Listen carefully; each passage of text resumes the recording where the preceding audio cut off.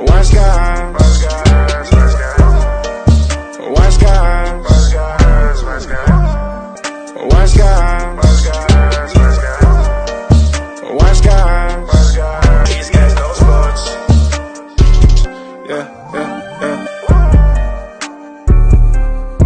These guys know sports. These guys know. And welcome to Wise Guys. These guys know sports.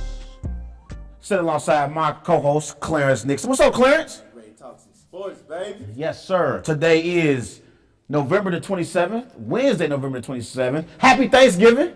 Yeah. Yes, sir. Ready to eat, man. Ready to eat good tomorrow. Hey, what's the most important thing about you with Thanksgiving, man? Man, just being around family. Just being around family, being able to have that time to be able to watch football and be around families, people you ain't seen all year. Because, you know, Thanksgiving, you get to kick back and just chill. We got a lot of football on Thanksgiving as well this year. The best thing is going to people's houses, eating their food, and just calling it a night, man. It is, man. We're going to talk about our favorite dish as well later on the show. Right. Me and Clarence is going to give y'all our favorite Thanksgiving dish on the show a little bit later on. But we got an action jam-packed show ahead. We're going to talk about the Patriots beating the Cowboys. Also, we're going to talk about Melo balling out against the Chicago Bulls on Tuesday night. Also, we're going to talk about our NFL Week 13 Wise Picks. So many things to get into. But Clarence, you know where we got to start off. Yeah.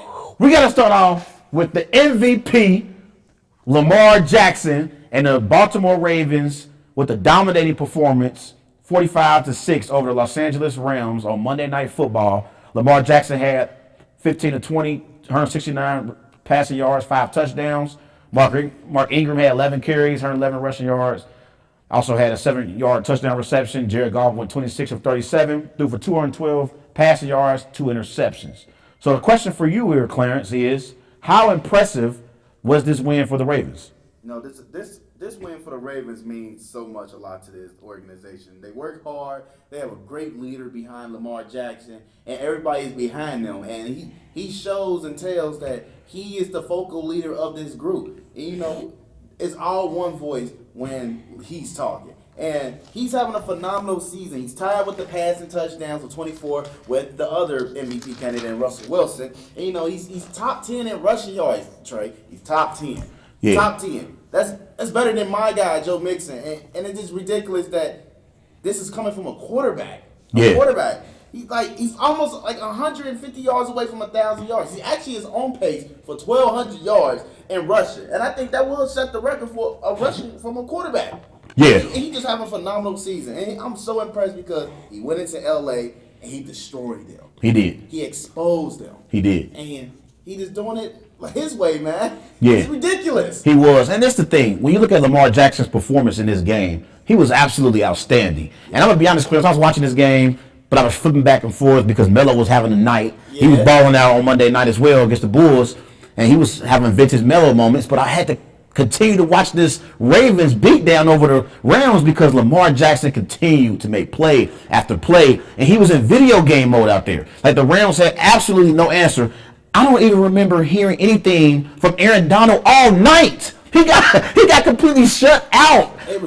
It's just ridiculous. Yeah, it was ridiculous. Jalen Ramsey, he was getting shook. Like, he had no answer for Lamar Jackson. But when you look at the statistics, before this game on Monday night, the Ravens in points per game, they're ranked first with 34 points per game. The best, as we see. Yeah, and rushing yards, they're ranked first, 203 rushing yards per game. And total yards per game, they're ranked second with 429 total yards per game. So they have the most prolific offense in the NFL, and Lamar Jackson is leading the way. And here's the thing about Lamar Jackson, Clarence. We've never seen anything like this before, so it's kind of hard for people to get used to Lamar Jackson and what he's doing. That's why you keep on hearing so many people talk about, is he going to be able to last? Who cares? Because right now, the way I look at it, the Baltimore Ravens have a legitimate chance to make it to the Super Bowl this year and represent the AFC, and we'll see what happens when they get there.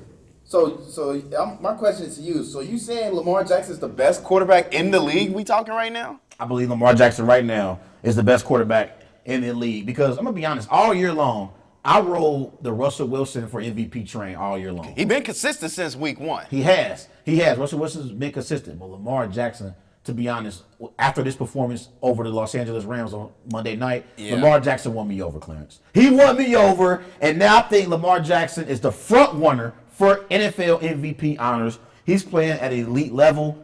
I don't ever remember a quarterback playing the way he's playing right now. Like during this stretch, I don't ever remember a quarterback having the type of performances he's had. Like we talk about Aaron Rodgers, he had a couple MVP seasons. Peyton Manning had a couple MVP seasons. Tom Brady. I don't remember no quarterback ever having the stretch that Lamar Jackson is currently having right now. It's amazing what he's doing.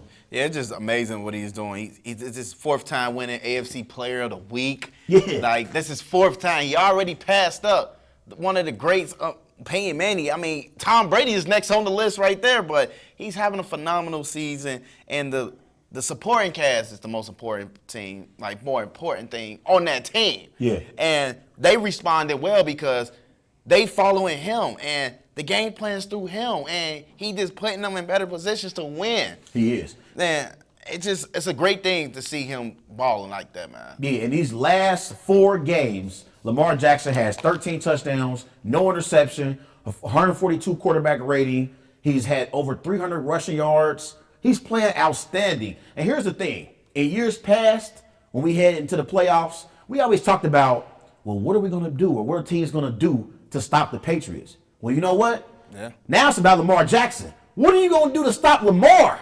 Right. It ain't about the Patriots no more. I agree it's with about you. Lamar Jackson. I agree with you right there, man. Like, he is playing great football right now. And like I said, everybody keep talking about, is he going to be able to stay healthy? I feel like so far, so good. He's avoiding big hits. He's getting down. And the defenders aren't being able to tee off on him. You know, that was the issue I had with Michael Vick. A lot of times with Michael Vick, he took the big hit. But Lamar Jackson is avoiding the big hit. And he's doing an outstanding job staying healthy right now. And I got to give a lot of credit to John Harbaugh, coach for the Baltimore Ravens, because a lot of people had doubts about Lamar. A lot of people have doubts about Lamar. And then you remember last year in the playoffs against the Chargers, I think at halftime he had like 2 completions. He was playing terrible. And then to see where he's at now and how he's progressed to being the quarterback that he is now, he is a significantly better quarterback. And he's the best quarterback we have in the NFL now. Yeah. I can't say enough about Lamar. Yeah.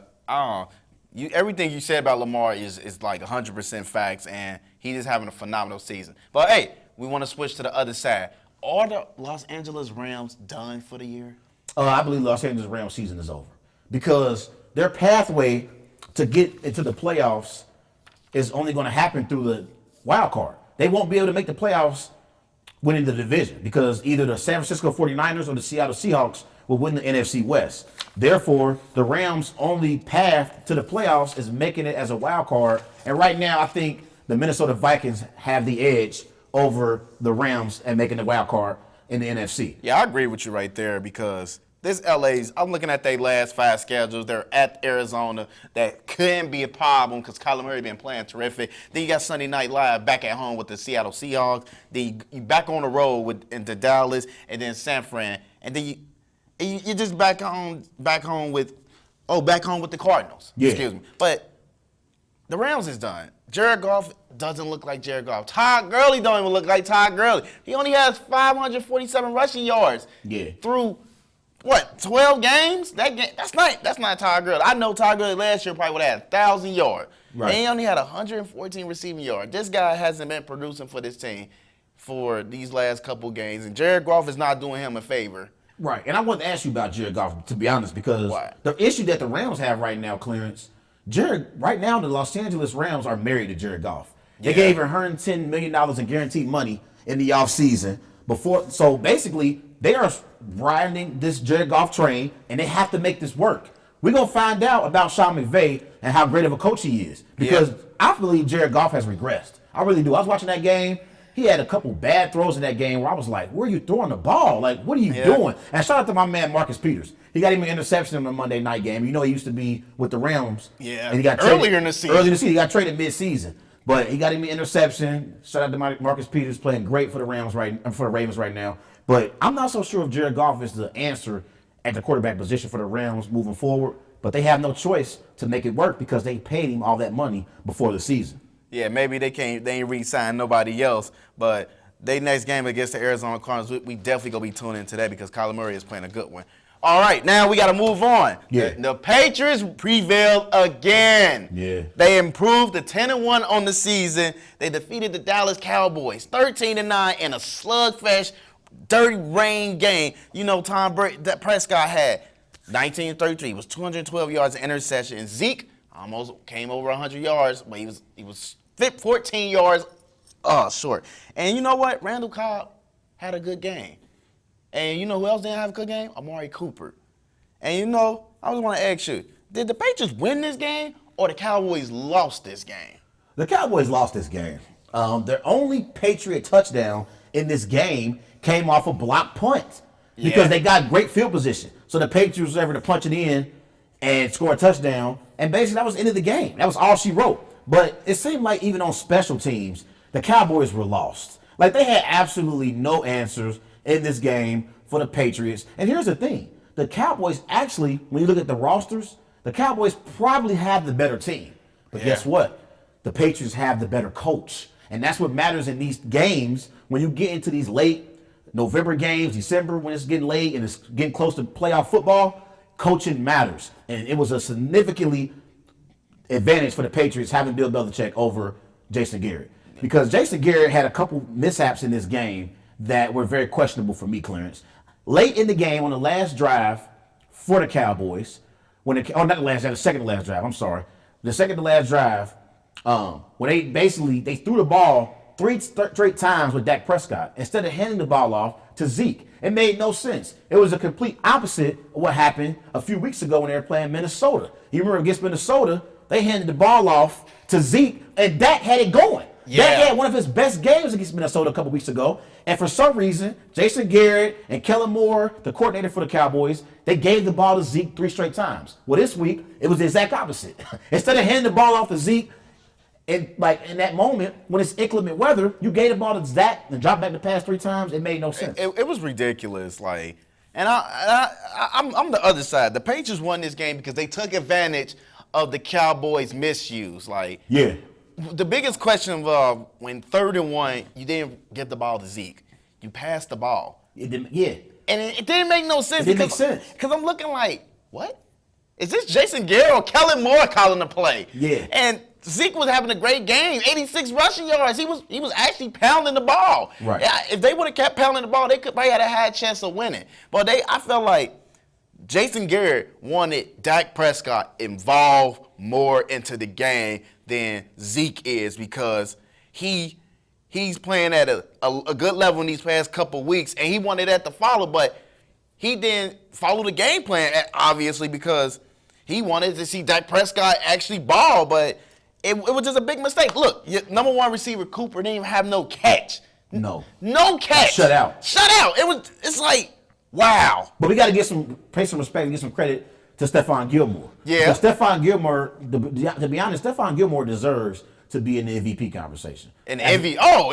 As a conversation. I didn't say MVP, in the conversation. It's a lot of people that's in the conversation. Like Michael Thomas, the way he's been balling this year, man. he deserves to be in the conversation. Christian Yeah. McCaffrey. Stephon Gilmore deserves to be in that conversation. He completely shut down Amari Cooper. Like, Amari Cooper had no answers for Stephon Gilmore. But the thing is, when you look at this game, the game was in inclement weather. It was in Foxborough. But to me, it was one of those games where it was an Ezekiel Elliott type of game. You give Zeke the ball and you let Zeke lead you to the promised land. This is why you paid Zeke the money you paid him before the season. What you paying him for? Because his family needed the money? Yeah, what are you doing? Like, this was the type of game where Zeke should have got the ball at least 30 plus times. It didn't happen. And that was the issue for me with the Cowboys. And so the thing is with the Cowboys, it's always questionable play calling at key pivotal moments in football games. And that's part of the reason why right now they're sitting at 6-5 and barely in the playoff picture. How far you think this Patriots defense can lead this team into the playoffs? Well, to be honest right now, with the way the Patriots are playing offensively, I feel like that's going to be an issue when you get into the playoffs, especially when you're going up against the likes of a Lamar Jackson or a Patrick Mahomes. Like, the only issue is I don't really believe in the Chiefs defense, but I believe in that Baltimore Ravens defense. So I believe if you go up against the Baltimore Ravens in the AFC Championship game, I think that could be an issue for the Patriots because they can't score 20 points in a game, Clarence. They struggle to put up 14. In this game, the only reason they even got 13 was because they got the block punt. And you remember earlier in the season when they played the Bills, They struggled offensively in that game. I think Brady threw 2 interceptions that game right Yeah, there. he struggled. Like, Brady is not playing great football this year. He's not. He's not. To be honest, I believe Tom Brady is probably like the 17th or 18th best quarterback in the NFL. So you're basically saying his age is starting to show real Father good. Time is undefeated. Yeah, Father Time is undefeated. But let me tell you something. This defense plays hard, and I respect everyone on this defense. I like Kyle Van Noy. I like Courtney. Dante Hightower. I like he been consistent over the years. So you give him big credit too, because he's the main focal of that defense. And when he's not on the field, it's probably bad. But this defense leading this team into the playoffs. Now, if it wasn't in Foxborough, now I'll probably say, yeah, this defense might be in trouble because they don't got the home field advantage. Right. But if it's in Foxborough, it might always be tough because they got the home crowd and they practice in them conditions all the time. They even gave the Cowboys heads up. Hey, we practicing in these conditions. Y'all need to practice in these conditions because we do it all the time. But I just think if it's in Foxborough, this defense can come up big for this team. It all depends who they play. Yeah, but I was going to say, though, here's the thing. The key to being able to beat a great defense is having a great rushing attack. And I believe when you're going up against teams like the Baltimore Ravens in inclement weather, the Baltimore Ravens are a team that's built to succeed in inclement weather late in January. They are. I mean, they are. The Baltimore Ravens, the way Lamar Jackson and John Harbaugh has this team playing, they can really run the football effectively, slow the game down, if they score 20-plus points in a playoff matchup, I'm not so sure if Tom Brady and the Patriots offense can match that, match the Ravens in that situation. You know what I mean? That's what I'm saying. So we'll see what happens, but I want to ask you one more quick question about the Cowboys. Go ahead. This is our poll question that we've been talking about all week on the Wise Guys Facebook page. Remember, follow Wise Guys on Twitter at WiseGuys_OH, also on Facebook, Wise Guys. The question we've been talking about is, should the Cowboys move on from Jason Garrett? What's your thoughts on the Dallas Cowboys? Do you believe they should move on from Jason Garrett right now or wait till the end of the season? Or do you believe they should move on from him at all? I'll take it for like end of the season, but even if this Cowboys team even win out their schedule, they're home tomorrow, Thanksgiving against the Buffalo Bills. You go on the road to Chicago. That's a losable game, though. Yeah, it's a losable game, but the Cowboys been winning. They've been playing good ball on Thanksgiving, and I think their last loss was at home against your team, Carolina the Panthers. Well, it's not your team, but Cam Newton. I say, yeah. Yeah, I'm not saying it, but we gonna get there. Yeah. We gonna get there. We gonna get there. Yeah. Because we almost there. Right. This Cowboys team is, like you said, talent on paper. They is phenomenal. Phenomenal. Jason Garrett is not coaching this team how they supposed to be coached. You supposed to coach them to their strength. He's not coaching them to their strength. He's throwing plays because Jerry Jones putting the pressure on him. So in his mind, he thinking, how can I better this team? Yeah. Well, you know what? He can't better this team because, one, you ain't put his position to win. Two, we're losing at home. Right. Three, now we're in a position we have to win now our schedule. Yeah. And this schedule is not really tough for real, Trey, man. I'm telling you. This Rams team, hey, it's whoever wins that. But going on the road to Philly, that's going to be the real question, like, who control the NFC East, man. Yeah, for sure. This Cowboys team, you know what they remind me of? They remind me of one of those fifth graders when you in school, always picking on the second and third graders in elementary school, the big old bully. But when they have one of those other fifth graders step to them, they ain't got nothing to say. That's exactly how the Dallas Cowboys is. Because every time the Dallas Cowboys face legitimate competition, they lose. They lost to the Saints earlier this year. They lost to my Packers earlier this year. They also lost to the Minnesota Vikings a couple weeks ago. Lost also to the Patriots this week. So every time the Cowboys face premier competition, they never get it done. But when they play a lesser team that ain't very good, they win most of those games except the Jets this year. So which and them losses, which bad loss you think which loss you think was the worst loss? Which was the worst loss? From the Cowboys. Well, I probably would say my Packers, we beat up on them real good. Yeah, I agree with that. At one point, we was up 31-3 on the Cowboys. Well, yeah, I agree domination. with that. I agree with that because Aaron Jones went bizarre, and I looked at that game like, huh? Yeah, right. And the thing is, like, when you have the talent, Cowboys have a talented team, correct? Yeah. When you consider Dak Prescott, whether or not, I don't believe he's elite, but nobody thinks he's a bad quarterback. So you would say Dak Prescott is a above average quarterback, right? I agree with you right there. Would you agree that Ezekiel Elliott is a top 5 running back in the NFL? If not the best? As of right now? Yeah. Oh, yeah. I consider him still a top 5 because he still can give me that motive, that load management, that he can still carry this team even if we're struggling. And that's what you need. Exactly, and that's the point I was making. Yeah. So we know Ezekiel Elliott is a top 5 running back. We know Dak Prescott is at least an above average quarterback in the NFL. And we already agreed that the Dallas Cowboys, from top to bottom, have one of the best rosters in the NFL. Yeah. So what's the issue?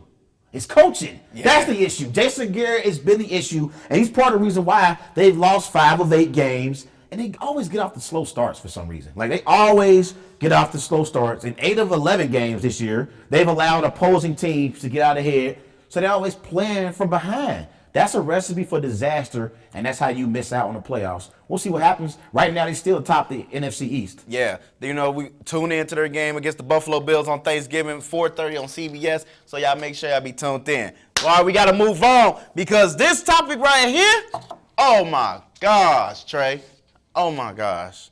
You know, I know you a Packers fan, and I actually had your Packers winning in San Francisco because Aaron Rodgers went into Arlington, Texas, and beat the Cowboys, and he's just been playing phenomenal. Yeah. But they got popped, 37-8.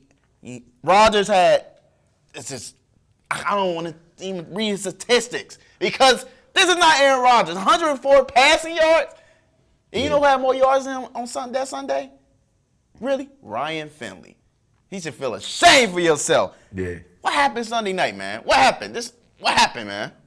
Well, come on, man. Tell me what happened. Don't hold nothing back. Just tell me what went wrong in San Francisco.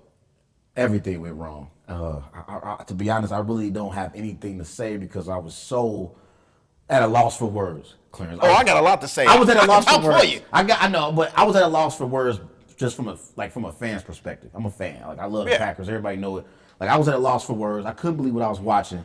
Like, it was a complete beatdown.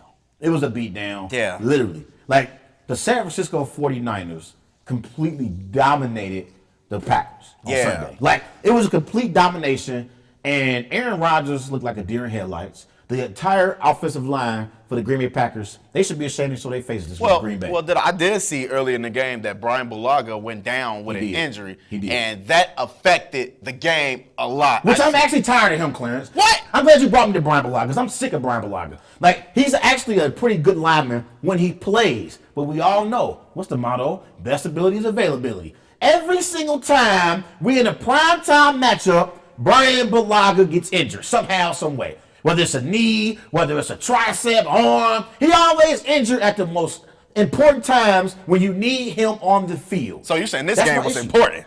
Yeah, this was important. This was important for the Packers. This was an important game from the standpoint you want to try to get one of those top 2 seeds in the NFC. That way the road to the Super Bowl can come through Lambeau Field. But in this matchup, the Packers' offensive line was terrible. And like I said, I'm going to say it again. The Packers' offensive line should be ashamed to show their faces in Green Bay this week. They should be ashamed to show their faces. They should have their game checks removed. Like, they shouldn't even get a game check this week. Because that was a terrible performance. Real quick, I know I said from a fan perspective, I ain't had nothing to say. But from a football analysis standpoint, this game was easy to break down, Clarence. The game was dominated up front. The San Francisco 49ers front 4 with Nick Bosa, Eric Armstead, DeForest Buckner, DJ Jones, Solomon Thomas. They completely dominated the Packers' offensive line. I ain't even gonna name the players they dominated because they don't deserve to have their names mentioned. They was that bad on Sunday night. I was completely embarrassed. I was upset as a Packers fan. I'm up here trash talking all these San Francisco 49ers fans on Facebook, Clarence. You've seen it. Yeah. I was talking all this mess, and the Packers laid an egg on Sunday Night Football. I was frustrated. See, the one question I was like looking for is, where's Aaron Jones? How come he's not getting the ball? Yeah. And Jamal Williams had more touches than him. Not saying Williams is like not good, but Jones is the leading back. He should be leading the pack, but where was he? So how impressed you was with this Niner defense? That Niners defense is the real deal. They are the real deal. And here's the thing, Clarence. In years past, the San Francisco 49ers, they always had my Packers number. Like, we lost to the 49ers twice in the playoffs. Oh, I remember that. This was in the Colin Kaepernick days. We lost to the 49ers twice in the playoffs. One year, Colin Kaepernick had, I believe, like 181 rushing yards. Charles Woodson was still playing. We didn't have no answers for Colin Kaepernick that night. But also defensively, the 49ers always found a way to get after Aaron. And it happened again on Sunday night. Like, the 49ers completely dominated this game, and their defense is legit. Their defense is legit. I think coming into the game, they only gave up 142 passing yards. That's a record. Like, this 49ers defense is legit, and I believe their defense could lead them possibly on a deep playoff run. Because if all you asking Jimmy G to do is not lose the game, then Just manage. then I believe this 49ers team could have a deep playoff run and possibly be representing the NFC in the Super Bowl. I hope not. I ain't gonna say that they won't go there yet, but their defense is one of those defenses that can lead them on a deep playoff run for sure. Like back to you saying about the 49ers, like Jimmy G, he just managing the game. He looked better when George Kittle came back. His whole demeanor changed. He actually looked like, hey, I'm ready to throw some touchdowns, because George Kittle give him that energy that they need. And Jimmy is, I keep hearing Jimmy is not that good. Jimmy got overpaid. Jimmy is good. Jimmy porn star is just, forget it. Jimmy G is leading this team. I can't say that. He is leading this team. No, he ain't leading this team. Hey, I'm going to say Stop this. it. You need to stop. I'm going to say this. He ain't leading this team. When George Kittle is playing, this guy is above average. That's only when George Kittle is playing, because he give him a deep route, a pass blocker, even a short pass catcher, man. Like, one person actually can change like this whole team, man. Listen, I'm gonna tell you something right now. If I put Kyler Murray right now with San Francisco, I guarantee you San Francisco would still be 10-1 on the season. Jimmy G ain't leading this team, Clarence. This defense is leading this team. The defense is leading this team. Offensively, they have one of the best rushing attacks in the NFL. Now, granted, I will admit, probably over the last 3 weeks, that San Francisco 49ers running game has been shut down. So Jimmy G has done a good job. Like maintaining. He's done a good job at maintaining. But don't sit up here and act like Jimmy G can carry the 49ers to a Super Bowl. No, that's the San Francisco 49ers that was defense that will carry them to a I Super Bowl. didn't say, Trey. Okay. I'm a little nervous. You said leading. Hey, when he in the playoffs, my legs gonna be shaking, and I'm gonna be right next to you telling you that, oh God, Jimmy G is playing lights out, man. No, yeah, like I said, the last 3 weeks he's played okay. But let's not sit up here and confuse Jimmy G like he's elite, because he's not. This team is led by their defense and their running game with Matt Breida, Tevin Coleman, and also, like you said, in the passing game, George Kittle does change things for that 49ers offense. He's an important factor. When they have George Kittle, they play completely different, and you've seen it on Sunday night. Yeah, I definitely seen it on Sunday night, and he actually looked like Gronkowski. So, I want to ask you, is the Packers were overrated in that Sunday night match? Now, see, I'm not going to go that far. I ain't going that far. Oh, Packers. my God. Well, that was an aberration. That one won't happen again, because my Packers, over the last 5 games, that's an easy schedule. I believe the Packers will finish either 13-3 or 12-4. And the 49ers, on the other hand, actually have a tough schedule down the stretch. Yeah. They got the Ravens this week. That's going to be a big-time matchup. Woo. They also got the Saints in the coming weeks as well. That's back on the road. Yeah. Ooh. The 49ers, they right now, they're at top of the NFC. They could easily fall in the standings, Clarence. Easily. But my Packers will finish somewhere between 13-3, 12-4. Because here's the deal. Do you think Kirk Cousins is going to be able to win an NFC North over Aaron Rodgers? It ain't going to happen. Kirk Cousins is playing great this year, though. Kirk Cousins he's playing okay. Give the man his credit. Do you really think he's going to be able to outperform Aaron Rodgers in a key late matchup, Packers and Vikings? Because we got the Vikings coming up in a couple weeks on Monday night. Yeah. But you think you going to pick Kirk Cousins? Listen, I'm going to save my answers for that, but I'm going to just tell you this. Aaron Rodgers need to take all his frustration out on that Giants team in New York, because they poorly. If he needs to let all of it go. And that's one more thing I'm going to say before we finish up. Yeah. Listen, those damn offensive linemen, I was so mad because they really, really ruined the game for my man Aaron Rodgers. They did. He had no chance.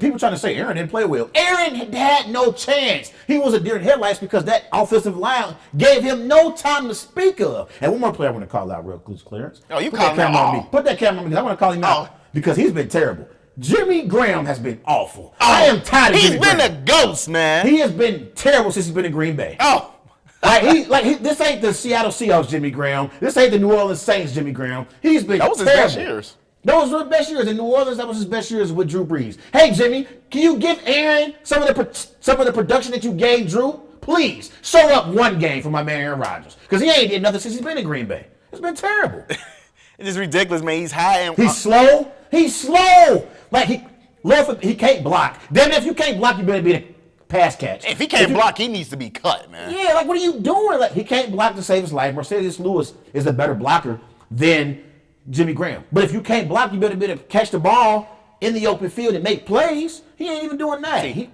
That's why I was just telling. That's why I was just telling all my friends that the Green Bay Packers should have drafted Noah Fant. But all right, man, we definitely got to move on, man. Hey, it's the Melo Show. Hey, last night, he had a Monday night. Monday night, Carmelo Anthony had a great game, man. Yeah. He shot 10 for 20 from the floor, 25 points. Hey, he even grabbed rebounds. He was looking nice on the assists. He seen them dimes. It was only 2. Yeah. But, what'd you make of this Melo performance, man? Melo, this was a vintage Melo performance. He even had a highlight where he rolled to the right, attacked the baseline, had a 2-hand jam late in that basketball game. He had some bounce in his step, Clarence. I was excited for Melo because Melo deserves to be in the NBA. We all know it. It's going to be hard to find all these players in the NBA. None of these players are better than Carmelo. Like, they had all these players playing last year when Melo wasn't playing. None of those players were better than Carmelo Anthony. Melo had a great game against Chicago Bulls. Like you said, he had 25 points, shot 10 of 20 from the floor. And also, he moved up on the all-time score list. He passed Alex English on the all-time score list. I believe Melo is now 18th on the all-time scoring list. So this is one of the greatest scores we've ever had in the NBA.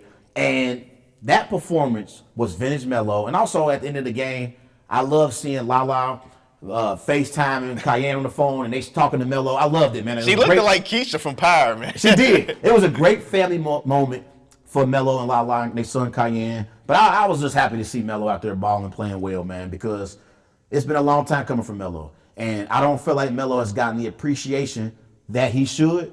And this was one of those games that reminds you of the type of player that Carmelo Anthony is. Like, people forget, Carmelo Anthony is a 24 points per game career scoring average. Like, he's a great scorer. And the only time he's averaged under 20 points per game was the 1 year that he had in Oklahoma City when he's playing with Russell Westbrook. And the problem that I have with fans, they always talk about, well, Russell Westbrook, he's hard to play with. So if he's hard to play with, let's make up our mind. Maybe that was the reason why Melo was out of rhythm in Oklahoma City. And he still put up 17 points per game. So I had an issue with people trying to portray Melo like Melo still couldn't play anymore, like Melo still couldn't contribute. Melo can still contribute to a championship team. Is he vintage Melo? Is he Nuggets Melo? Is he Knicks Melo? No! Those days are over with. But Melo can still contribute to a championship contender, and he can still drop 15 on any given night. Look, I'm going to just say this and make it real short and real blunt. In my opinion, he looked as solid out there on Monday. And he looked as solid out there. But the Portland Trailblazers need to evaluate him more because during the stretch, they're going to have to realize what's his key role in that team. And I've been telling everybody that he should have been working on his corner shooting, his spot-up shooting. He should have been working on all that. Yeah. But I think the Portland Trailblazers should evaluate him more so you can get more out of him. But he had a solid performance. Well, I'm going to ask you that. Do you think Melo should start for this team? Do you think he should be a starter for this team? Of course. I should. In my opinion, I think he should because Rodney Hood is not a premium starter for that team. And bringing Melo off the bench, it's just like, it doesn't make it sense because when Dame or CJ is not scoring, Melo is the third option of scoring. Who is the third option when he's not on the floor? Rodney Hood? I agree with you. Like Rodney Hood, really? Yeah. I don't want him to even start at power forward. He need to come off the bench. They need to put him in the starting lineup because he's a legitimate scorer, and they need to start making plays around him and evaluate him more. I don't think Rodney Hood should be starting, man. Yeah, I wouldn't have an issue with Melo starting at all. But here's the thing. I wouldn't mind him coming off the bench, and I'm going to tell you why. I wouldn't mind Terry Stotts bringing him off the bench from the standpoint Melo will be the number one scoring option. So he'll get more touches. You know, when you went off in that starting lineup with Dame and CJ, the offense is running through Dame and CJ. Right. But if he coming off the bench, the offense is going to run through Melo. So Melo get more opportunities to score, more opportunities to get to the free throw line, and create opportunities for others. I think that'll be a recipe for success for the Portland Trailblazers moving forward. So I wouldn't have an issue with Terry Stotts brought him off the bench and gave him great quality minutes. Because I always say, too, so many players, they always make a big deal about who's starting. Really, it's more about who finished. Like, if he out there finishing games with Dame and CJ, I think Melo will love that as well. You want to be on the floor at the end of games in clutch moments than being on the bench. So I think it's more about finishing games than starting. But I wouldn't mind if he started either, but I don't think being on the bench would be bad for Melo either as a role. Yeah. I just think more like he's a starter because he's a legitimate scorer. But your idea is great, but now he's in a Western Conference. He's dealing with LeBron, AD, Kawhi, Paul George, even Cat. You even got this Utah team coming up as probably one of the best defensive players in the conference. Like, probably second best behind the Clippers, but in times when Dame and CJ not scoring, Melo need to be that reliable option to score because he's important to that team, man. I guarantee. Sure. Let's switch gears. Let's talk about Portland as a team. Okay. At 6-12, do you believe the Portland Trailblazers will make the playoffs? You know something? The Portland Trailblazers always start off slow. I'm not even surprised that this is their record because one, they're still figuring out their character of this season, and two, they bring it in Melo, so you trying to jump him into the team game plan and see if he can fit it or not. And this schedule, their next few games is winnable. Except it's winnable. Like, you're home against the Thunder and the Bulls. You're on the road to the Clippers, and then you come back home to the Sacramento with L.A. They're more winnable games because some of them they didn't play up to their peak. Yeah. So I think this Portland Trailblazers team is all right, and they go find their rhythm. They go catch up. They gonna be back in the playoffs again, man. Yeah, I agree with you. I think the Portland Trailblazers will make the playoffs. When you have one of the top backcourts in the NBA with CJ and Dame, it will be a disappointment if the Portland Trailblazers don't manage to make the playoffs. This contract is bigger than like 4 other players, man. He better be in the playoffs. Yeah, they have to figure out a way to make the postseason. This is the thing, too, for the Portland Trailblazers. Damian Lillard and CJ McCollum are still searching for that signature playoff series win. Like, I know last year they got to the Western Conference Finals and they beat the Nuggets. It's big in the for that second Portland, though. Yeah, they beat the Nuggets in the second round. And in the first round, they beat Oklahoma City, Russell Westbrook, Paul George. But I still feel like the Portland Trailblazers don't have that signature playoff series win. Like, you remember last year in the Western Conference Finals, the Warriors were losing most of those games. They was. Portland in those matchups were up double digits in all 4 of those games, and they ended up getting swept. That's an issue for me. At some point, we have to start getting some production from CJ and Dame in the postseason. And the coaching. Yeah. And the coaching. You're up double digits against the defending champs. You got to take advantage of that. If you don't take advantage of it, they're going to make you pay. Yeah. And that's what the Blazers did. They got swept like a broom out of there, man. Sure did. I was disappointed in the Blazers last year. At least get one. I didn't expect them to necessarily beat the Warriors, but at least win 1 or 2 games. And you remember Kevin Durant didn't play in that series. He didn't play. Yeah, he didn't play at all. Hey, I just felt like that was an advantage for the Portland Trailblazers. Their star scorer is not in. Take advantage of it. Exactly. Let's move on to our Wise or Lies segment of the week. As the Buffalo Bills beat the Denver Broncos 20-3 and improved to 8-3 on the season. So is it wise or lies to say, Mr. Nixon, that the Bills can make some noise in the playoffs? Is that wise or is that a lie? I think it's still lies because they're still young and they still developing every year. And the Houston Texans, they're hungry. If they make the playoff, they're hungry for a playoff win. And I think this would be some experience for the Buffalo Bills. I think it's definitely a lies because they're not ready yet. Yeah, I believe it's lies, but this is the only thing. It depends on what you call noise. If you call them getting to the second round or divisional round, that would be a great season for the Bills. Yeah. That would be exceeding expectations. Yeah. So I would say that's wise, but if you're talking about them I think them getting to the playoffs is a win for them. It's definitely a win-win for an organization. Yeah, for that organization. Just getting to the playoffs will be a win. So I believe that's wise. I think that's a lie to say they'll make some noise. I think them just getting to the playoffs, they'll be happy with that. Exceed their expectations. That's for sure. All right, we're about to move on. Mike Tomlin, he benched Mason Rudolph in favor of Duck Hodges, and the Steelers win over the Cincinnati Bengals on Sunday, and already named Duck Hodges the starter against the Cleveland Browns. So is it wise to say Mike Tomlin made the right decision? I think that's wise because Rudolph has been terrible and he's been inconsistent, and this team is fighting for a playoff berth. You can't wait on the developmental stages of Mason Rudolph's quarterback career. Like, you can't wait on that. As a coach, as in Mike Tomlin, with no Antonio Brown, no Le'Veon Bell, no Big Ben Roethlisberger, you have to insert the player that's playing well, and Hodges is playing well, and he stepped right in for Rudolph on Sunday. Second play, and I threw a touchdown pass. So he played great. So I believe it's wise. I think they need to move on for Mason Rudolph this year. It's not his year. And I'm going to be honest, not move on this year. I ain't saying keep out releasing. I'm saying move on from him this year. Here's the thing, too.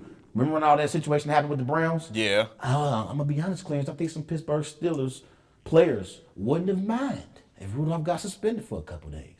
Because he was playing so bad. He was playing so bad. I probably wouldn't have minded if he got suspended for a couple of games. You know something? It's wise because you don't want the same energy you had with the Cleveland Browns last time. Because all this is going to create more animosity for that team. And they're at home, and Duck Hodges is playing great. Not great, but he came in and did his job. And I think if they got the home field advantage, they can take care of business, man. I think that was the right decision Mike Tomlin did. He just didn't want old problems back in the starting lineup, and he just changed his quarterback, man. I think it's wise, man. Markelle Fultz had 13 points on 6 of 11 shooting with 9 assists. So is it wise or lies to say that Markelle Fultz can still be an NBA star? Is that wise or lies? That was his last game that he played on Tuesday. Yeah, I think it's wise, though, man, because I feel like Philly didn't really want him. They was finding teams or finding a trade suitors to dump him because they was already hyped and invested in Ben Simmons. Yeah. Come on, you're not going to have 2 number 1 overall draft picks on the same team. They've been drafted a year apart. So I think it's wise that he will be a star in the NBA. If he keep playing at this elite level that he's playing this year, the Orlando Magic can actually make some noise, and he can be a star in Orlando. Yeah, I think it's lies. Oh, you crazy. Yeah, I believe he'll be a good role player, but I just don't see star potential just yet. That's just how I feel. I think he's got to rehab. He got to rehab, man. If I'm wrong, I'll come on wise guys and say I was wrong. All right. Well, is it wise or lies that James Wiseman will play again this season? I think that's wise. I think we'll see him play again this season. I really hope so. Like I believe he should be able to play, and I'm praying. I want this kid to be able to play and be on the floor with his team. Yeah, he's projected to be the number 1 overall pick in the upcoming NBA draft, and I think it is wise because he is very talented, and college is already a scam. You just got to find ways to get him eligible so you can stop keeping him out of games because they need that player. He's a very special guy. And I think they need him. He actually is coming back January 12th because it got upheld. So we will see him this season, guys. Yeah. Let's talk about Kyrie Irving. Kyrie Irving returned to Cleveland a few days ago. When the Brooklyn Nets played the Cleveland Cavaliers. And Tristan Thompson says Kyrie Irving's jersey should be retired in Cleveland. So is it wise or lies to say Kyrie deserves to have his jersey retired in Cleveland? Oh, yeah, absolutely, man. It's wise because he bought them a championship ring in 2016. He put his body on the line for this whole organization. Yeah. He went to 3 straight finals with two or three straight finals with LeBron James. Three straight. So he already proved this point that he's a champion and that he helped this team win. So I think it's crazy that they don't put up his jersey because how everything happened in Cleveland. Yeah. Now you know what happened in Cleveland. They just didn't work out. But that doesn't like give him the benefit of doubt of not having his jersey up there, man. Yeah, I think it's wise. I actually believe they had success in Cleveland. They just ran up against a juggernaut in the Golden State Warriors. But in Cleveland, Kyrie Irving averaged 22 points per game, 6 assists per game, 3 rebounds in 6 seasons with the Cleveland Cavaliers. He had 3 finals appearances. He was LeBron's Robin on those Cavalier teams. He established himself. Yeah, Kyrie Irving deserves to have his jersey retired in Cleveland because who else they gonna retire? Jersey gonna retire. They ain't got many stars. Richard Jefferson, right? But we can move on. Yes. To the game. Y'all know what we talking about. This matchup this weekend between number 1 Ohio State going up against The Michigan Wolverines in Ann Arbor on Saturday will be on Fox 12 noon. So, my question for you is, Clarence, what are you looking forward to in this game? And who has the advantage? Oh, Ohio State definitely has the advantage. Even though they are the road team on the road, but they has the talent to keep up with this Michigan team. This Michigan team is not a big threat, in my opinion. Michigan had their ups and downs through the season. They lost games that they wasn't supposed to lose. So, and then listen to this. Ohio State has 2 Heisman candidates in the race. Chase Young, Justin Fields. And I admit, Justin Fields having a hell of a year, and he's playing phenomenal. And I got Ohio State winning this game big because when you can't stop that run game or that defense, this Michigan team is definitely in trouble, man. Yeah, this is the first thing I want to say. Put that camera on. I'm glad it's on me because I got something I want to say. Let's stop calling this a rivalry. We got to stop calling this a rivalry. Why not? It's not a rivalry, okay? Because Michigan has lost to the Ohio State Buckeyes the last 7 times they've played them. Yeah. They've only beaten Ohio State 3 times since 2000. And the Ohio State Buckeyes has won 14 out of the last 15 matchups. This is not a rivalry. Let's stop calling this a rivalry. Like, I hate when we continue to act like this is a rivalry. It's not. It's just history. That's all it is. It's great history. And I know Michigan leads the all-time series 58-50. But Clarence, this is a what have you done for me lately world we live in. And lately, Ohio State has dominated Michigan. Don't forget Jim Harbaugh gets 0-4 against Ohio He's State. 0-4 against Ohio State. Yeah. He never gets it done. And so the thing is, I will say right now, Michigan is playing great football. They've won 4 straight games by an average of 30 points. They got wins over Notre Dame, Michigan State. You know, Shea Patterson so far this year, 21 touchdowns, 5 rushing touchdowns. He's playing decent. I'll say decent. Decent is the perfect word for this guy. Yeah, he's decent. Like, Shea Patterson ain't great, but he ain't bad. He's not bad. He's not bad. But, like I said, in this matchup, I'm looking forward to seeing with the Ohio State Buckeyes, will they be able to establish the run with J.K. Dobbins? So far in the season, J.K. Dobbins has 1,446 rushing yards, 15 touchdowns. Excuse me, 15 touchdowns. So if they can establish a running game, I believe that'll be a recipe for success for the Buckeyes, and that'll open up the passing lanes for Justin Fields. Yeah. And so I don't know if the Michigan Wolverines have any answers. Who wins this game? I think Ohio State win this game. I'm not gonna pick Michigan. I'm not gonna let them mess up my picks this week. I'll say Ohio State wins this game. I'll say 31-23. See, you giving them the benefit of doubt, man. I am not giving them the benefit of doubt. I am definitely taking this Ohio State game. They win it. Big. 56-20-21. 56? You think they're gonna put up 56 points? They They put up. Well, you know what? I can't even. Wow, they put up 62 last year. They put up 76 against a team this year, man. And you really gonna ask me? They put up 76 against Miami. Come on now. Now I'm not gonna disrespect Jim Harbaugh that bad. Like they put up 76 against Miami. Like, come on now. But the thing is, I think Ohio State wins this game. I said 31-23. You know, Chase Young is having a hell of a season. 16 and a half sacks, 6 forced fumbles. He is a force for that Buckeyes defense. Definitely a when force. Chase Young is playing, it takes that Buckeyes defense up another notch. And they're hard to stop. But I will admit, Clarence, last Saturday, when Penn State came back in the second half, because Penn State made that more of a game in the second half, that really showed me something about this Ohio State team. Like, they're a good team. But I'm not so sure if I'm ready to say great.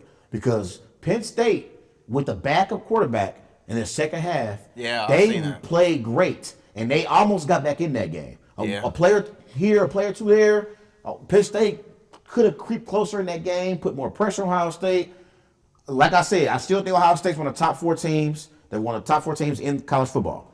But in that game against Penn State, I kind of seen some things that I really didn't like. I've seen some things that really didn't. Yeah, they definitely had some miscues and miserrors in that, and that is something that they really need to work on. And we gonna have to move on because this game, this topic is getting out of hand. Yeah, it is. I just want to say this real quick about Jim Harbaugh, because Jim Harbaugh, at some point, Jim Harbaugh got to beat Ohio State. He don't have to. At some point, he got to beat Ohio State. He got the same record as Andy Dalton in the playoffs. And this is the thing, Jim Harbaugh. Jim Harbaugh, they brought you to Michigan to beat Ohio State. They ain't bringing in Michigan to beat Rutgers. They ain't bringing in Michigan to beat Michigan State either. Michigan State. They brought you to Michigan to beat the Ohio State University. Jim Harbaugh, get it done. Yeah, Let's but see what happens. you know they lost the last 11 of them 15 meetings though. But we'll see on Saturday on Fox at noon. Make sure y'all check in y'all local listing, man. All right, man. So you know we going to the next topic. It's the NBA MVP. Yeah. Now, Trey, I've been honestly waiting for you to I just want to know who is your MVP of the season, man. Right now, my NBA MVP is LeBron James. LeBron James so far in the season. Oh, stop. Yes, LeBron James so far in the season. And by the way, he's my preseason MVP pick. So LeBron is playing well. I picked him to win MVP before the season. But right now, LeBron James is averaging 26 points per game, 11 assists per game, which leads the NBA. And right now, the Lakers are currently 15-2. LeBron James is playing great basketball right now at age 35. We've never seen a player do this before. And he's the quarterback of this Lakers offense. The Lakers right now currently are 5th in offensive efficiency. And since LeBron James is playing point guard, he has absolutely everything to do with that, Clarence. LeBron James is leading the Lakers right now. And I'm hearing rumblings this year about Giannis possibly being the NBA MVP. But until Giannis can develop a consistent jump shot, he is not better than LeBron James. And here's the thing. So far this season, LeBron James is shooting 35% from 3. That's not great, but guess what? That's passing. The Greek Freak is shooting 30% from three-point range. Also, LeBron James is shooting 68% from the free throw line. The Greek Freak is shooting 60% from the free throw line. So I don't want to hear none of this Greek Freak for MVP. I don't want to hear that. Now, the MVP right now is LeBron James, and I believe the Lakers right now are the best team in basketball, and it's because of number 23. Nah, see, you already know who my MVP already are, man. It's definitely the Greek Freak, man. You cannot pass that up, man. Listen, they're first in the Eastern Conference with 14-3. They is playing phenomenal, man. You ain't see the 50-point game he just dropped the other day? He did. Made it look easy. And listen, 17 straight games having a double-double. And guess what? This coming from a small forward that likes to score. He's averaging 31 points and almost 14 rebounds and 6 assists. He been passing the ball. He been working on his passing, man. I give him credit about that. But listen to this. This Greek Freak is an animal. He is. He is. But guess what? He plays in the Eastern Conference. He's not playing in the Western Conference with LeBron James. LeBron James going up against the likes of Luka Doncic, Kawhi Leonard, Paul George. Luka got locked up the other day. Luka didn't get locked up the other day. But LeBron James facing better competition. Come on, now the East is weak. Giannis is facing the upcoming future opponents in the Eastern Conference. Who? Ben Name. Simmons, Joel Embiid. Joel Embiid had 0 points the other night against Toronto. That was ridiculous. It was ridiculous. That was bad. It was ridiculous. Hey, Joel Embiid, Oh, don't you God. ever have Oh. 0 points again. Remember last time Joel Embiid played in the Raptors arena? We seen Joel Embiid walking off the floor crying, talking to his girlfriend. Boo-hooing. After Kawhi sent him home with the game-winning shot in the corner. And yeah, you show up to Toronto real quick. I know we talking about NBA MVP, but I got to say this about Joel Embiid. You show up to Toronto and you score 0 points? 0 for 11. 0 for 11? What are you doing, Joel? I think he Like, played 30-plus minutes, too. yeah, what the hell going on here? I better never see that again, Joel Embiid. I want to see that again. Yeah, Joel Embiid. Get it together. He need to be in the gym. Now remember after the early game. in the season, before the season started, remember I said, I remember I said it. I Yeah, said in what'd a you say? playoff moment, I said I would trust Joel Embiid over the Yeah, Greek Freak. Remember it that? was crazy of saying Yeah, that. listen, and this ain't the day to defend it. Joel Embiid, damn it, get it together. Get it together. Like, his numbers are down this year, but I still got big expectations from Joel Embiid, especially as we get later in the season and get closer to playoffs. Hey, for one thing for Joel Embiid, if he can't exceed the expectations, trade him. You can't trade Joel. He's a franchise. He's But let's a get back to franchise. NBA MVP. So what makes you believe that Giannis is better than LeBron right now and doing more? Because he's being more productive on the court. Not saying LeBron isn't, but Giannis is showing that, hey, I can do more than what I usually do is going to the basket. I can pass. I'm working on my shot. You keep calling Pass? him. He LeBron can James pass. is a better passer than the He's a Greek better Freak. passer than Way him. I'm just better saying passer. that he's improving that he can pass in this league.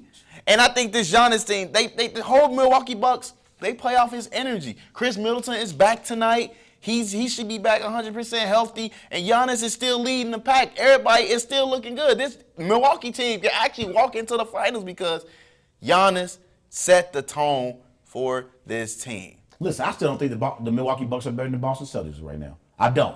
And I told you early in the season, I said Boston ain't going to make the Eastern Conference Finals. And they've been playing so far like a team that is trying to get to the Eastern Conference Finals and maybe even the finals. But here's more thing.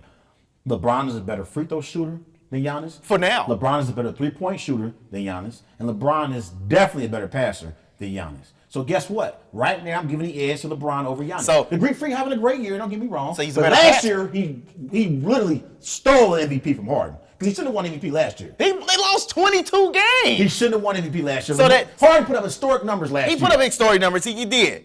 But he was fourth seed in the Western Conference. Yeah, in the West was a better conference last year. I'm just telling you this. You can't pass up Giannis losing 22 games, then James Harden having an historic year. I'm just telling you this. This Giannis, man, is the future of this franchise. Once LeBron is out of here, this is Giannis. Yeah, you see what you said. Once LeBron is out of here. Yeah. LeBron But at even age if 35 is he's still here, playing. He's still playing. Hey, even if he's still here, this can still be Giannis slowly, man. He's averaging 31. He's scoring better than LeBron. I can say that this season. He's playing at elite level, but he has to develop a consistent jump shot for me. He's better than your boy AD. I can say that for That's sure. completely wrong. You're wrong about Until that. AD can lead this team without LeBron, I don't want to hear You're his wrong about that. name. We'll talk about that more in future shows. Remember, follow Wise Guys on Twitter at WiseGuys_OH. Also on Facebook, Wise Guys. And be sure to follow Wise Guys on Instagram at These Guys Know Sports. Let's talk about Carson Wentz. The Seattle, excuse me. Oh, yeah. The Seattle Seahawks beat the Philadelphia Eagles 17-9 on Sunday. Carson Wentz went 33 of 45. He threw for 256 yards, 1 touchdown, 2 interceptions, 3 fumbles, 2 lost fumbles. So, my question for you, Clarence, is Carson Wentz to blame for the Eagles' struggles? Absolutely not. It's ridiculous to put all the blame on this quarterback just because, one, his defense is not healthy. 2, the receivers can't catch the ball. 3, Doug Peterson play calling is a little questionable, but I can work with it. Don't put all the blame on Wentz because everybody else is messing up. Now you just found a scapegoat of how come you haven't been improving this season. I want to put all the blame on him because at times that when we need a score, you need to get us a score.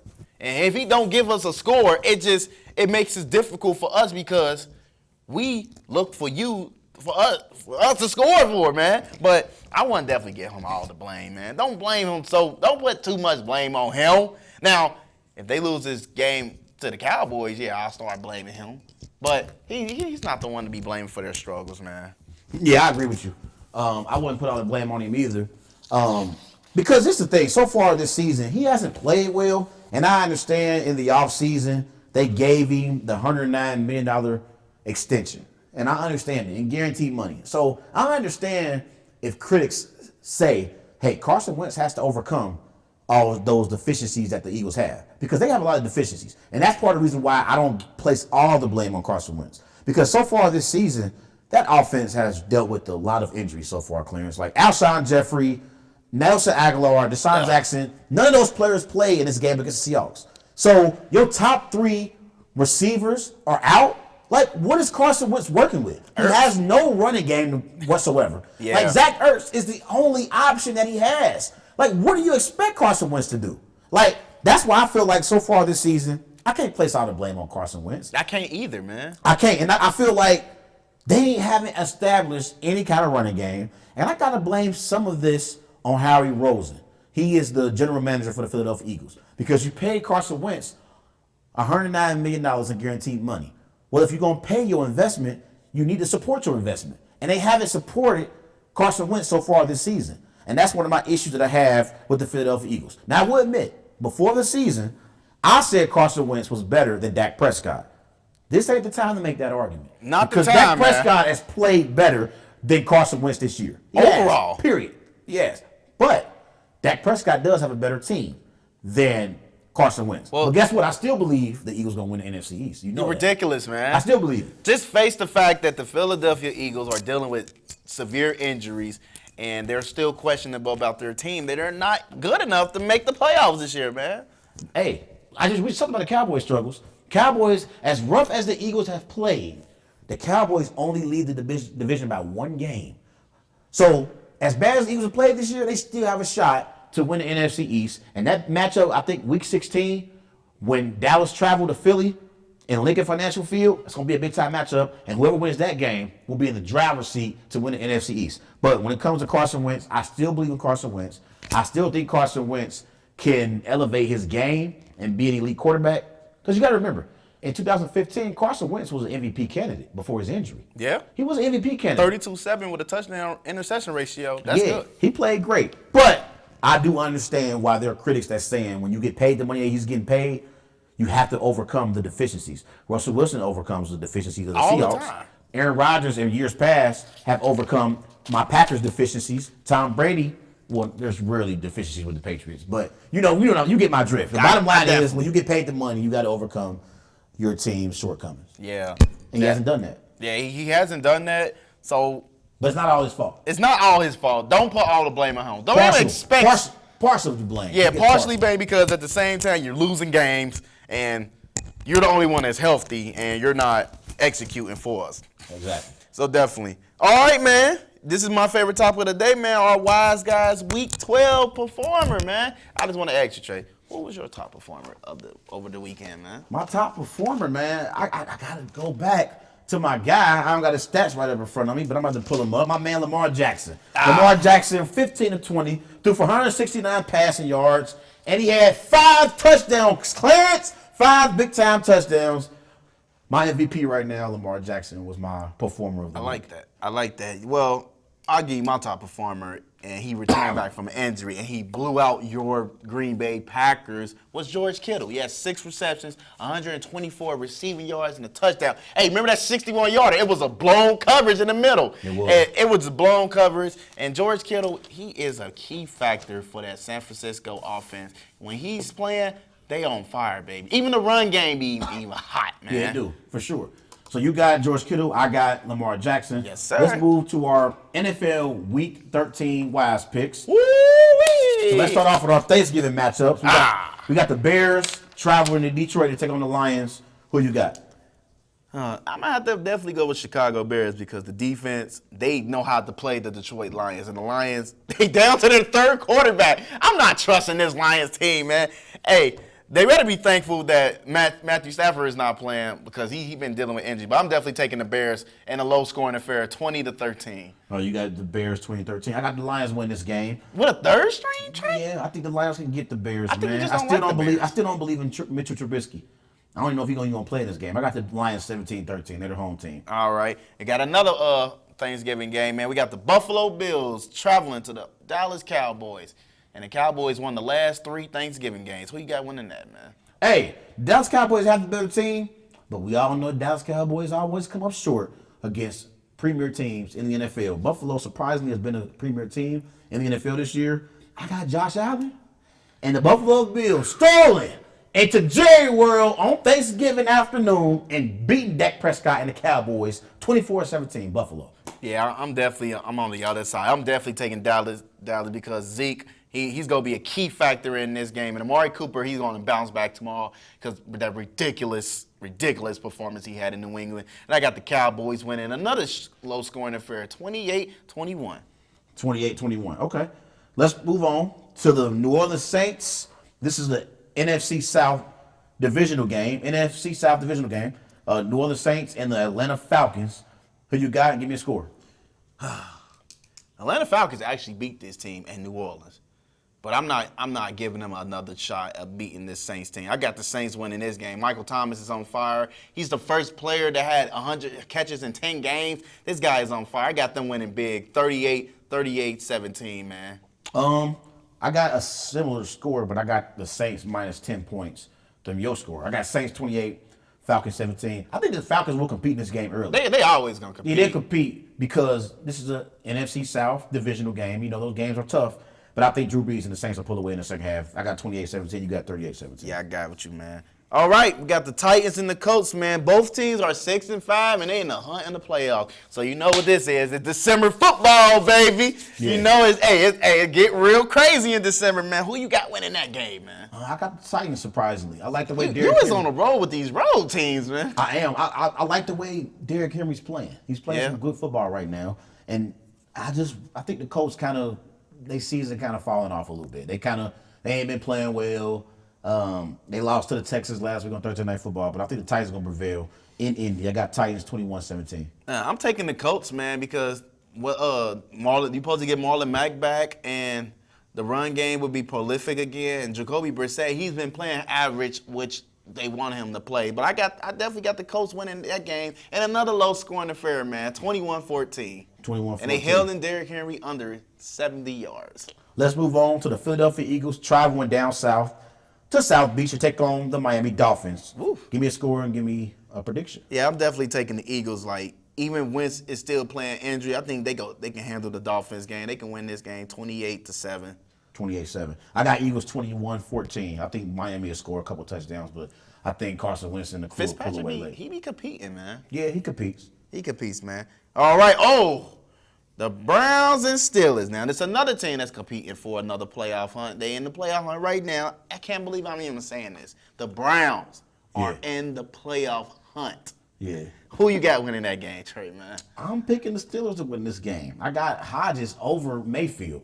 I know Mayfield and the Browns offense actually looked pretty good against the Miami Dolphins on Sunday, but that was because that's Miami. And you know how those brothers are. When you in South Beach every day, you got to come up to cold Cleveland. It ain't a recipe for success, brother. So that's part of the reason why the Dolphins struggled against Cleveland.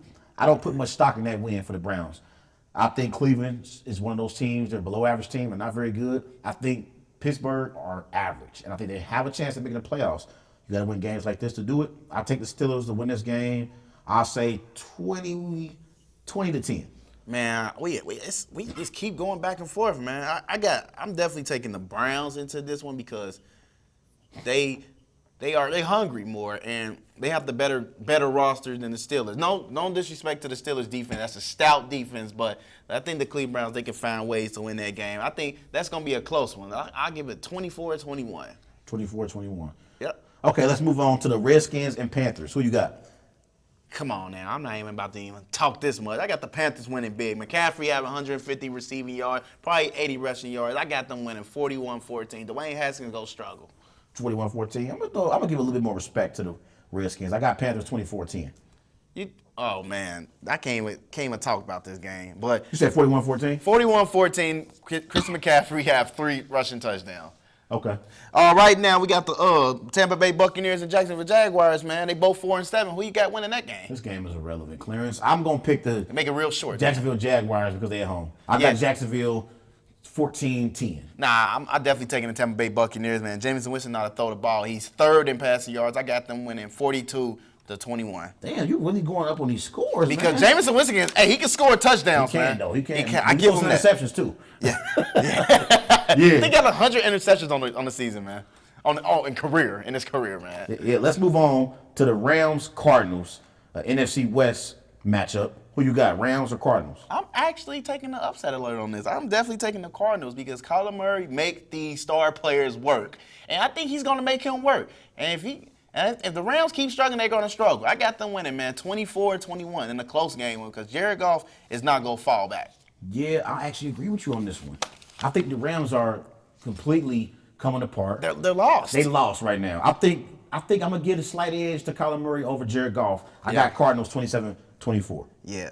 All right, we got the L.A. Chargers and the Denver Broncos. Now, this game is another irrelevant game, and I'm hoping to see Drew Lock actually make his debut start. But who you got winning that game, man? You know what? Broncos actually been one of those teams this year that compete in every game. They really do. Yeah. They compete in every game. They never get blown out. I'm gonna pick the Broncos to win a close one in Mile High. I say Broncos win 20-17 over the Chargers. Yeah, I agree with you. This Broncos defense is playing phenomenal. I don't know how they still get it done without Bradley Chubb and whoever their secondaries is. Like, that's how good they are, man. And I think whoever at quarterback, they can maintain. Phillip is not the same. I got the Broncos winning a close one, 13-10. We got another AFC West matchup as the Oakland Raiders travel to Arrowhead to take on Pat Mahomes and the Kansas City Chiefs. Raiders, Chiefs, who you got? See, I wanted this team to win, but I know they wouldn't. But I definitely got the Chiefs winning. Mahomes, he's back. He's back playing the way how Mahomes play. I think he's going to exploit this Raiders team. And they had a good run, but their run about to be over. Their playoff run. But I got the Chiefs winning that game 35-31. 35-31. Yeah. Real quick, what was your Broncos score? I had the Broncos winning against the Chargers 13-10. 13-10, low scoring. Okay. All right, let's move on to the premier matchup on Sunday Night Football, the New England Patriots and Houston Texans. This is one of the premier matchups of the weekend, Clarence. Yeah. So give me a key to this game and also give me a score. Okay.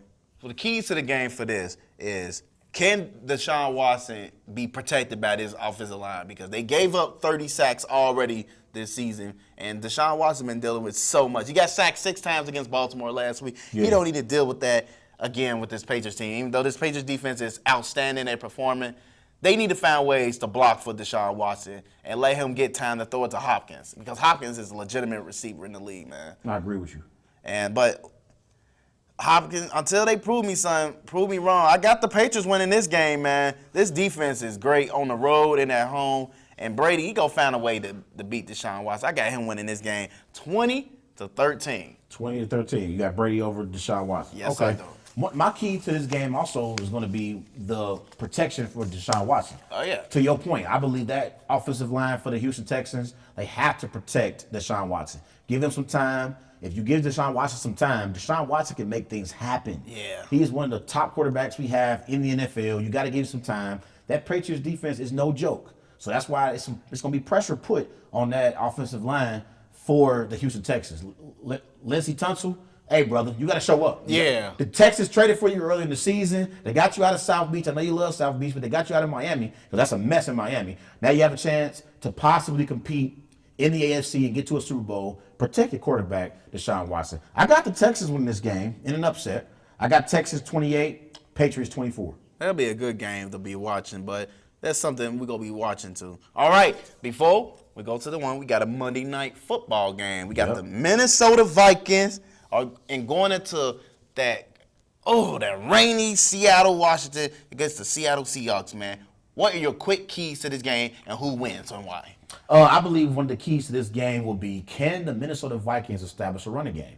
Because if you establish a running game with Dalvin Cook, who's actually having a great season this year, he is the MVP for the Minnesota Vikings. He's the MVP of the team. Like, he's played the best for the Minnesota Vikings this year. You have to establish a running game, because if you have Kirk Cousins drop back to pass 30-plus times, that's a recipe for disaster for the Vikings. I got the Seattle Seahawks winning this game 27-20. There's no way in hell I'm going to pick Kirk Cousins over Russell Wilson. Yeah. The keys to this game is which running game will be prolific and which running game will be, like, more involved. But my thing is, can Kirk Cousins actually win in prime games? Yeah. Can he win on the road? Can he prove us wrong, like, that he can win in big games? But this in Seattle, man, and I don't think Kirk Cousins really probably won't get it done. But I got the Seahawks winning this game 28-24. Dalvin Cook gonna perform. He's gonna perform. But He will. But I don't think it'd be – the Seahawks will be too much for them, man. They'll be too much. Too much at of them, home, man. that 12th man. Yeah. Yeah, they got one of the best home field advantages in the NFL. It's going to be ugly, man. Let's move on to another big-time matchup. We just talked about it earlier. The San Francisco 49ers at 10-1 are traveling to Baltimore to take on Lamar Jackson and the Ravens at 9-2. So, give me a key to this game and give me a score.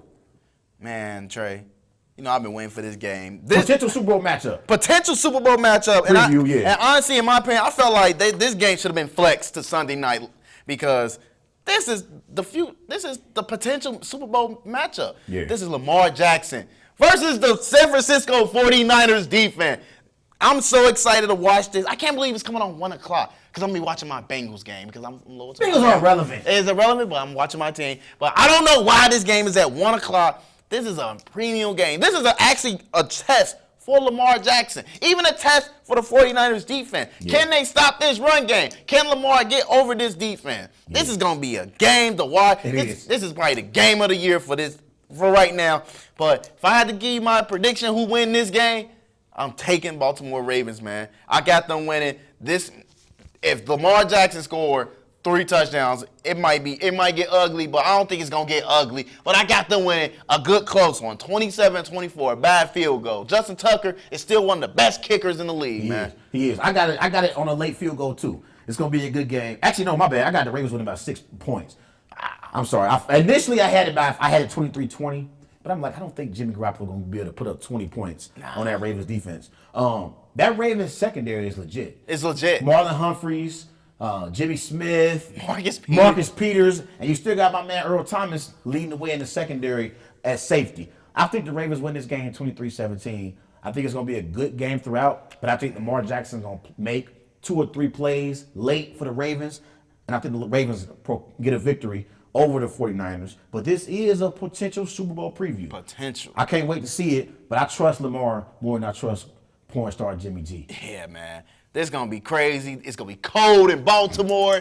So they're going to be transitioning from another time frame from Cali to the Eastern. So it's going to be fun to watch. And can Jimmy G actually win this game on the road? That's what I'm more likely going to be paying attention to, man. Yeah, so let's move on. Let's talk about your Bengals.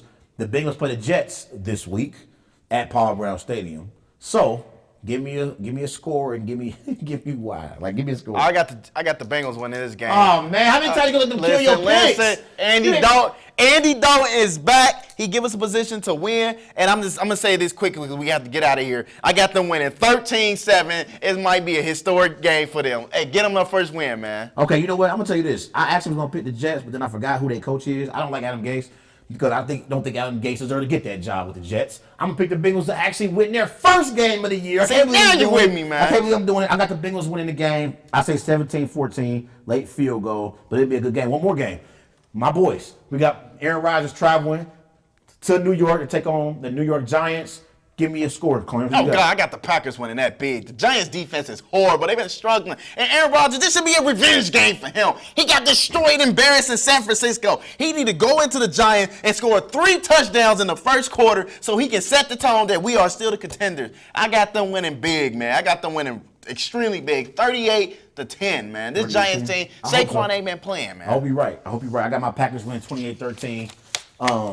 That actually, before the 49ers game, I actually looked at that Giants game as a potential trap game, just because you're coming off beating the 49ers or coming off a good big-time matchup against the 49ers. I didn't know how the Packers would respond traveling to New York to take on the Giants. But I think because we lost, I think we're going to get a vintage Aaron Rodgers performance on Sunday. So I got my Packers 28-13. You got it 38-10. Real quick before we get out of here, we got time. I'm going to do my Trey's Corner real quick on my man. It won't be long. Put the camera on me real quick. This week, Trey's Corner is on Frank Gore.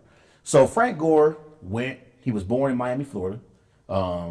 He went to Miami, obviously, and he came into the NFL, drafted by the San Francisco 49ers. He was one of their premier running backs for that team. He was actually a workhorse for the San Francisco 49ers for multiple years when the 49ers were competing for Super Bowls. Frank Gore has been a great ambassador for the community and for teams that he's played for, whether it be in Buffalo, whether it be in San Francisco. Frank Gore is a great story in the NFL because Frank Gore, he went from having a severe learning disability. He also had 2 torn ACLs in 18 months. He doubted his football future. And he went from that to a 15-year vet. He's a 5-time Pro Bowler. And he's passed, this past weekend, Clarence, he passed Barry Sanders and now is 3rd all-time on the NFL rushing yards list. So, shout out to Frank Gore, man. Big shout out to him. Yeah, big shout out to Frank Gore, man, because Frank Gore has done nothing but be a great ambassador for the NFL, and he's the ultimate pro. Is he fast like Gil Sayers, like Barry Sanders? No. Is he a power back like Jerome Bettis? Or does he have, the vision of a Le'Veon Bell or an Emmitt Smith? No. But Frank Gore is the ultimate workhorse, and he's the ultimate professional. So I got to show a lot of love to my man Frank Gore. Big shout out to Frank Gore. Big shout out to Frank Gore. I want to see Frank Gore play well tomorrow against the Dallas Cowboys too. He might knock their helmet off, man. We'll see real quick, what's your favorite Thanksgiving dish? My favorite Thanksgiving dish, man, I love the rolls because the rolls is the most important of the day. Because you eat all that meat and all that vegetables, you need your rolls to mix it together, man. What about yours, man? I love mac and cheese. You can't go wrong with the mac and cheese on Thanksgiving. Yes, definitely. You cannot go wrong with the mac and cheese. But hey, great show. Great show. Remember, follow Wise Guys on Twitter at WiseGuys_H. Also on Facebook, Wise Guys. Enjoy all the NFL football games tomorrow on Thanksgiving. Yes. And also enjoy this weekend. We got the big time matchup with Ohio State, Michigan. And big time NFL games. We talked about them. So enjoy y'all holiday weekend. Get some Black Friday shopping in. Yo, and feast on! Feast on. Feast on that food, man. Hey, Have these a- guys know sports, man. Have a great weekend. Thank y'all. Wise guys, wise guys, wise guys. Wise guys, wise guys, wise guys. Wise guys, wise guys, wise guys. Wise guys, wise guys. These guys know sports. Yeah, yeah.